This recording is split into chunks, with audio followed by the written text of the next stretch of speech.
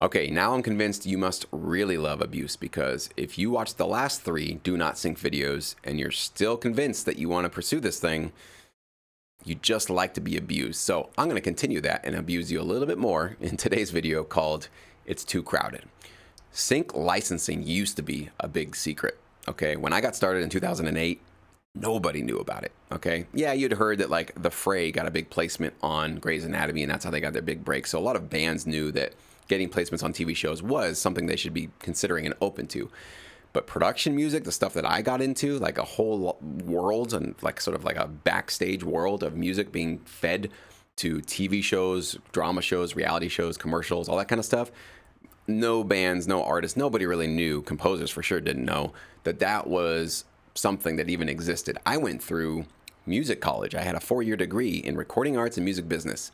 Nobody even once mentioned the term sync licensing to me in all those 4 years. I had to move to LA before I randomly stumbled into somebody that was involved in the industry, okay? So it was a big secret. That's not the case anymore. And that's also one of the reasons why I'm putting together this entire series of videos, which might seem really negative and really downer to you. But because of channels like mine, and now I'm seeing tons of other people online talking about sync licensing, the word is out. The secret is over.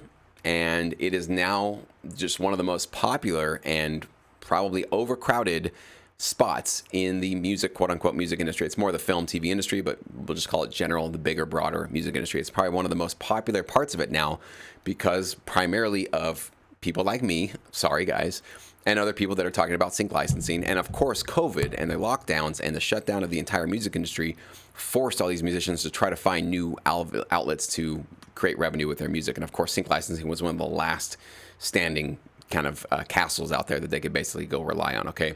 So it used to be a secret. Now everybody knows. My job with these tutorials is try to pop this bubble quite a bit and hopefully get some of you guys that probably just don't really belong in this industry. And I don't mean that in a judgmental way. It's just like you're throwing your music at this, you're throwing your time and probably your money at this, not getting anywhere, you know, feeling like you're just not making any progress. And it's not because you're a failure or your music isn't good, but maybe this just isn't the right thing for you. And hopefully as a result of some of these videos you're watching on my channel, it'll free you up to go find something else. I'd feel like a complete winner, a success, if that's actually what you got out of these videos, okay? So first off, okay, whatever genre you produce in this business, here's a big red pill moment for you, okay? Whatever you produce, I don't care what it is, hip hop, rock, country, orchestral, trailer, minimal, doesn't matter. Somebody else does it better. That's just a fact. I don't care how good, how amazing, how emotional, how professional, how well written, how mixed math. I don't care how great your stuff is. So always somebody else that can do it better than you. We are now in a world where everybody has access to DAW software and high quality samples and libraries and mixing and mastering plugins, sometimes AI generated and AI enhanced. So you don't have to be a professional, quote unquote, a professional, spending years and years and years getting great at a craft to make a really high quality sounding track. So that means that way more people are creating very high quality music. This is actually something I was just talking to with a library owner. They said back in the day, you know, having high quality music used to help you stand out. These days, you have to come to a library with like an 8 out of 10 in terms of production quality, mixing and mastering, or like you don't even fit in anymore. So the quality has just been getting higher and higher and higher and higher. So first bubble to burst is if you thought you were the best at whatever you're providing, you're not. I can guarantee you there's some producer, even if they're not in your country, somewhere around the world is doing something at a higher level than you are, okay? Number 2. There's more composers getting involved with this. Not everybody is sticking with it. That still seems to be the case here, but way more people are kind of in the sort of entryway here, the lobby, so to speak, of the industry.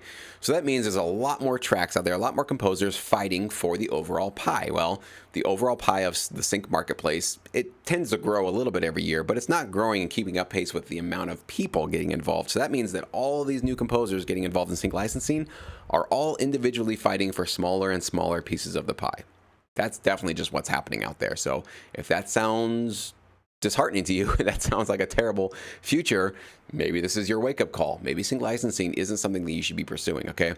And not even just all the composers that are getting involved with this. There's now way more production music libraries themselves than there ever have been in the past. They're starting every single year. There's more and more people. The Production Music Conference, if you guys are not aware, it's kind of like our big industry sort of meetup with a lot of the publishers, composers, that kind of a thing. That organization is just growing every single year. There's more and more and more publishers and libraries and boutique sync agencies, and sync agencies are going crazy right now. There's tons of those. Like, everybody's starting a sync agency, okay? So there's just more people getting involved on all levels of this thing. But there's only so many TV shows, there's only so many commercials, there's only so many films, there's only so many video games that are going to be produced, okay? There are obviously going to be new growing marketplaces for new content as people come and get involved. But right now, I think the balance is much more like out of whack, that there's way more people trying to supply music for the limited number of opportunities. So sorry, I'm definitely one of the reasons why that's happening, and many other people that are online talking about sync licensing are also the reason why this is happening. So part of why I felt this obligation to make this kind of harder video series, which is, going to be uncomfortable to watch, is I want to make sure that if you're really going to be one of these dedicated, hungry, and maybe crazy people that stick with this for the long haul, you are aware of what's up against you, because I think a lot of people are not in this for the long haul. I think a lot of people are fair weather sync licensing composers. They're doing it as long as it's fun and exciting, and they have the hope they can maybe get that big placement. But as soon as that evaporates, and it will, right? If you're in the beginning of your career, trust me, talk to me in 6 months or a year, that the sparkles in your eyes will have faded. The realities of the grind of this industry will have taken hold, and then you'll realize maybe this is not something that I want to do. So my job, or my goal and hope with this video, is to try to maybe help you make that decision before you get to that. I don't want you to spend 6 months or a year or 2 years struggling and trying to figure out how to make this thing work if you're already feeling like it's just maybe not the right fit for you. And that's totally cool. If you need permission to bail out, you got mine. You don't need any permission, but if you need some, it's totally cool. You'll find something else that's just a better fit for you, and it'll make you happier in the long run. And that's really what you should be looking for yourself, okay? So that's that video. So the next one, number 5, we're going to talk about how when you work, especially with production music libraries and also with just sync agents and supervisors and everything, you have very little control over your music in this industry. So you actually have to learn how to relinquish control over your music in many different ways, not just in the types of projects that your tracks are going to get accepted by, also the contracts that you have to sign to relinquish a lot of your rights over to other people to try to get you those placements. So giving up control, and also with your ego, that's a big struggle with this business. We're going to talk about it in that next video. So make sure that you do subscribe if you haven't already, and stay tuned. We'll release that one in the next couple of days.